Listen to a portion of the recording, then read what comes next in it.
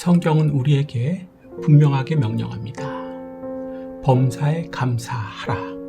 이것이 그리스도 예수 안에서 너희를 향하신 하나님의 뜻이니라.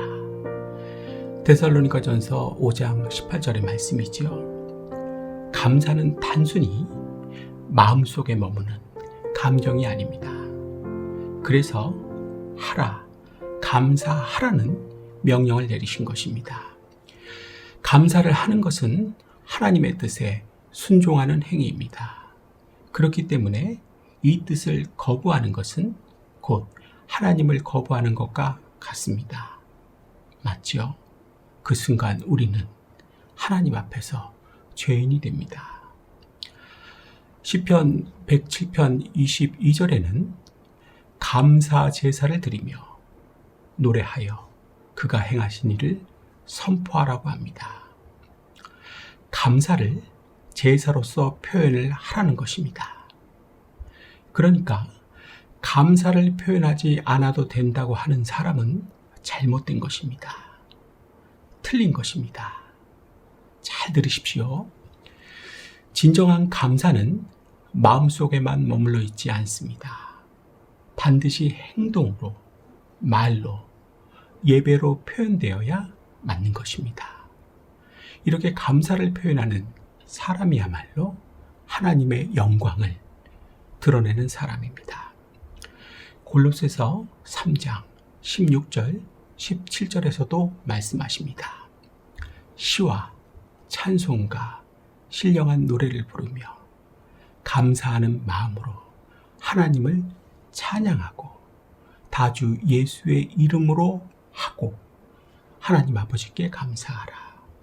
하나님께서는 우리의 감사가 입술의 찬양과 삶의 모든 행위로 흘러나오기를, 즉 표현되기를 원하십니다. 앞으로는 속으로 감사하면 됐지 뭐 이렇게 하지 마십시오. 표현을 꼭 하십시오. 싫어하면, 안 하면 죄를 짓는 것입니다. 이제 그 무서운 결과를 크게 세 가지로 살펴보겠습니다. 감사를 표현하지 않으면, 좀 더 정확하게 표현하기 싫어하면 불만이 찾아듭니다. 순리입니다. 마치 빛이 약해지면 어둠이 다가오는 것과 같은 이치입니다. 정확하게 출애굽한 이스라엘 백성들이 그랬습니다. 하나님이 그들을 구원해 주셨지만 감사를 표현하지 않았습니다. 물론 당시에는 했겠지만 금방 지워버렸습니다. 우리와 똑같죠? 자연히 불만이 찾아들었습니다. 그래서 한 것이 원망이었습니다. 출애굽기 16장 2절 3절입니다. 출애굽기 16장 2절에서 3절.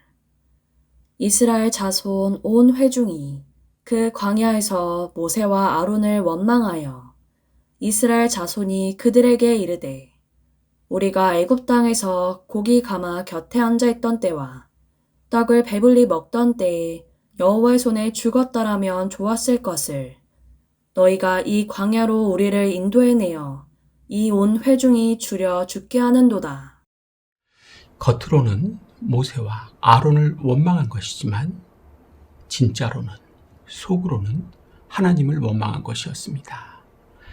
감사를 지속해서 표현하지 않으면, 싫어하고 잊어버리면 이렇게 불만이 찾아들고, 그래서 해서는 안 되는 소리를 입 밖으로 내는 것입니다. 따라해 볼까요? 감사를 지속해서 표현하지 않으면, 싫어하고 잊어버리면 이렇게 불만이 찾아들고 해서는 안 되는 소리를 입 밖으로 내는 것이다. 이런 분 오늘 오셨지요? 손 한번 들어볼까요? 뭐가 뭔지를 좀 알고 신앙생활 하시기를 바랍니다. 그 결과, 불만과 원망의 결과, 이들은 어떻게 되었습니까? 잘 아시는 대로 하나님 보시는 앞에서 멸망했습니다. 내 이야기가 아니길 바랍니다.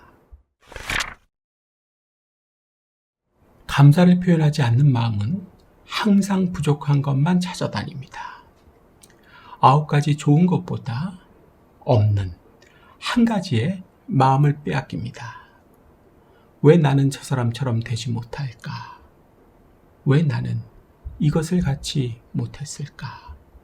이런 생각에 사로잡히면 마음은 평안을 잃고 불평과 염려로 가득 찹니다. 평강이 이루어지지 않는다는 것입니다. 긍정의 심리학자로 유명한 로버트 에머슨은 감사를 표현하는 행위가 정신건강에 얼마나 중요한지를 강조합니다. 그래서 감사일기를 쓰거나 고마운 마음을 말로 표현하는 것만으로도 마음이 긍정적으로 변하고 더 큰 만족을 얻게 된다고 가르칩니다. 그는 덧붙여서 감사를 표현할 때 뇌의 긍정 정서 회로가 강화된다고 설명합니다. 반대로 감사를 표현하지 않으면 긍정 정서 회로는 약해지고 오히려 부정 정서 회로가 강화된다고 경고합니다. 즉 감사를 표현하느냐 하지 않느냐가 우리가 긍정적인 정서 회로를 갖고 사는지 부정적인 정서 회로를 갖고 사는지를 결정한다는 것입니다.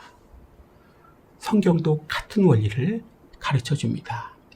빌립보서 4장 6절 7절입니다. 빌립보서 4장 6절에서 7절. 아무것도 염려하지 말고 다만 모든 일에 기도와 간구로 너희 구할 것을 감사함으로 하나님께 아뢰라. 그리하면 모든 지각에 뛰어난 하나님의 평강이 그리스도 예수 안에서 너희 마음과 생각을 지키시리라. 감사를 말로 표현하여 하나님께 아뢰일 때 우리의 마음은 평안, 평강의 자리로 옮겨집니다. 그렇기 때문에 감사를 자꾸 아뢰셔야 합니다. 서로 나누십시오. 입술로 표현하십시오. 그럴 때, 그렇게 할 때 하나님께서 우리의 마음과 생각을 평강으로 지켜주실 것입니다. 혹시 이 자리에 습관적으로 감정이 충만해서 이 감정 기복이 심하신 분이 있으십니까?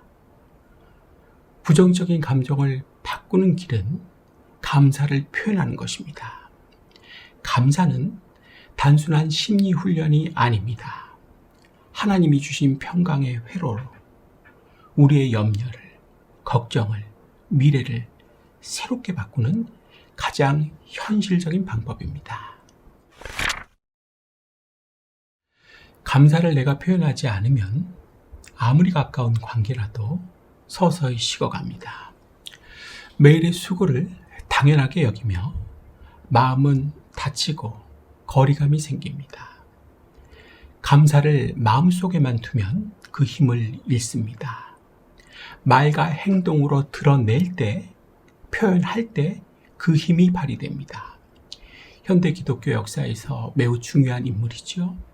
독일 신학자 본 회퍼는 감사 없는 공동체는 결국 원망과 불신으로 무너진다고 가르칩니다. 표현이 사라지면 인정과 존중이 사라지고 그 자리를 무관심과 불만이 차지합니다. 그러므로 감사의 표현을 거부하는 것은 단순한 성격 문제나 습관의 문제가 아닙니다. 그것은 가정과 공동체를 무너뜨리고 나 자신을 파멸로 이끄는 심각한 영적인 문제입니다. 따라해 볼까요? 감사하다는 표현을 거부하는 것은 단순한 성격 문제나 습관의 문제가 아니다. 가정과 공동체를 무너뜨리고 나 자신을 파멸로 이끄는 심각한 영적 문제이다. 현실이 이를 증명합니다. 이혼한 부부 대부분은 서로에게 감사를 표현하지 않습니다. 하루하루 쌓이는 무관심이 마음의 문을 닫게 하고 사랑을 메말라가게 합니다. 영국의 시인 워즈워즈는 감사는 인간의 기억 속에서 가장 아름다운 꽃이라고 노래했습니다. 그 꽃이 피어날 때 관계는 생명을 얻고 시들면 사랑도 함께 말라간다고 표현합니다. 감사의 꽃이 남편과 아내 사이에서 피어날 때, 시들지 않고 피어날 때 그 향기는 하늘까지 올라가서 하나님을 기쁘시게 할 것입니다. 그리고 이 아름다운 향기 속에서 자란 아이들 역시 감사의 꽃을 피울 수 있는 사람들로 성장을 할 것입니다. 또 그런 결혼 생활, 부부관계를 할 것입니다. 성경은 이 부부관계를 그리스도와 교회의 관계로 비유합니다. 에베소서 5장 33절입니다. 에베소서 5장 33절. 남편은 아내를 사랑하고 아내는 남편을 존경하라. 사랑과 존경은 속으로만 하는 것이 아닙니다. 감사의 말과 행동으로 드러내야 하는 것입니다. 못 배워서 이게 안 되는 것입니다. 교육이 되질 않아서 그런 것입니다. 배우질 못해서 그렇다는 것입니다. 그래서 세상은 교육받은 사람과 교육받지 못한 사람으로 나뉘어집니다. 따라해 볼까요? 감사는 말과 행동으로 드러내야 하는 것이다. 못 배워서 안 되는 것이다. 교육을 못 받아서 되질 않아서 그런 것이다. 그래서 세상은 교육받은 사람과 교육받지 못한 사람으로 나뉘어지는 것이다. 잠언 15장 23절도 보겠습니다. 꼭 실천해야 하는 말씀입니다. 잠언 15장 23절. 때에 맞는 말이 얼마나 아름다운고. 교육받지 못한 사람은 때에 맞는 말을 찾지 못합니다.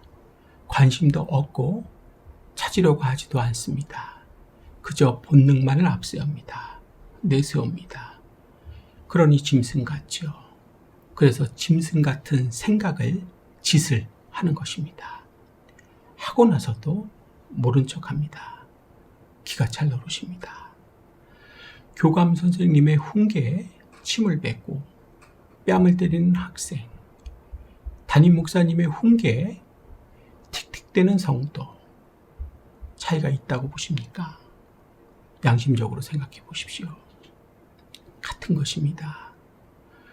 훈계해 주시는 교감 선생님께 침을 뱉고 뺨을 때리는 학생이나 훈계와 책망을 해주시는 담임 목사님께 틱틱대는 성도나 무슨 차이가 있습니까? 맞죠? 교육받은 사람은 때에 맞는 말을 찾습니다. 죄송합니다. 용서해 주십시오.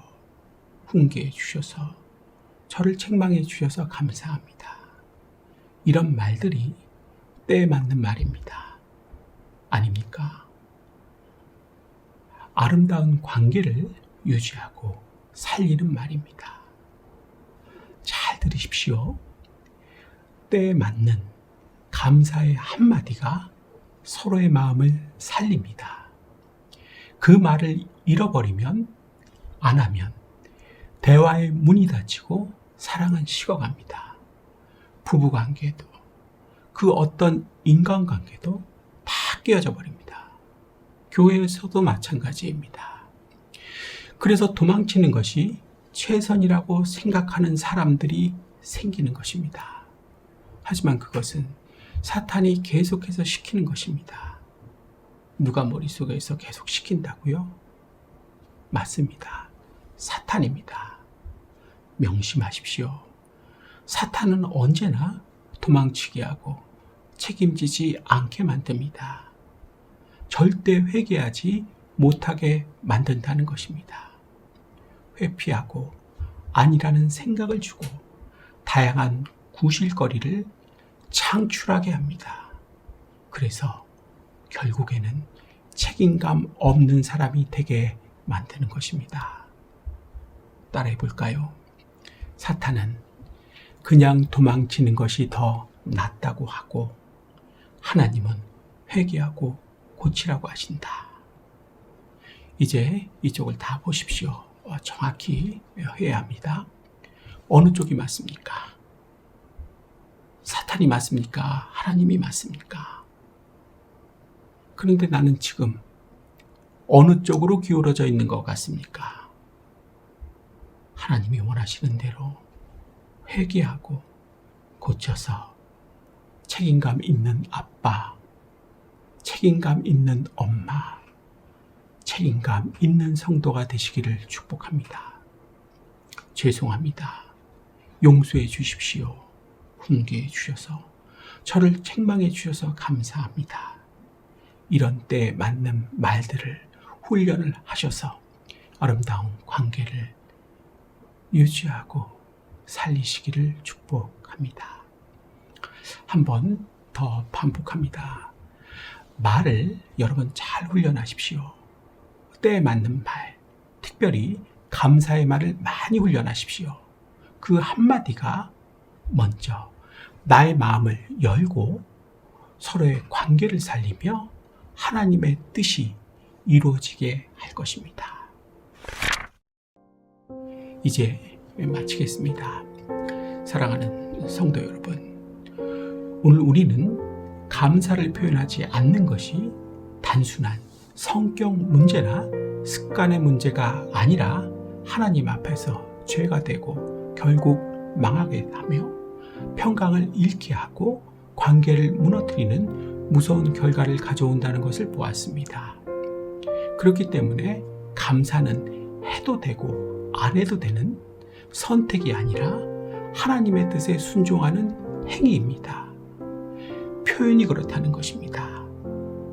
감사는 영혼의 빛입니다. 그 빛이 우리의 입술과 삶을 통해 흘러나올 때 어둠은 물러가고 그 자리에 기쁨과 행복이 가득하게 됩니다. 하나님의 임재가 찾아오게 된다는 것입니다. 오늘 감사의 등불을 환하게 켜십시오. 그 불빛이 내 인생을 비추고 교회를 따뜻하게 하며 세상을 하나님의 사랑으로 물들이게 할 것입니다. 그때 하나님께서 영광을 받으시고 우리의 삶은 하나님의 축복 가운데서 견고히 세워질 것입니다. 오늘 여기까지 하겠습니다. 불편한 그런 말들이 좀 있었는데요. 잘 들어주셔서 감사합니다.